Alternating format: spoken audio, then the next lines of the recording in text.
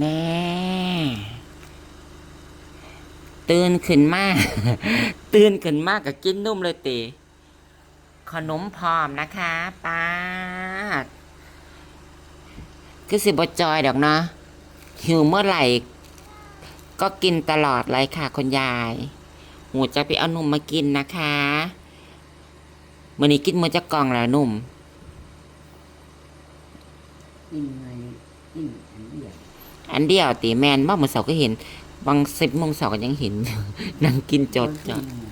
เอ้ยกินไปค่ะสุขภาพแข็งแรงนะคะ คุณยายชอบดื่มนมเวลาว่างเข้าเที่ยงไม่กินนะคะ กินนมอย่างเดียวจ้าหลังจากกินนมเสร็จนะคะ คุณยายก็บรรเลงขนมต่อเลยขนมรสนี่แซ่บป่ะแม่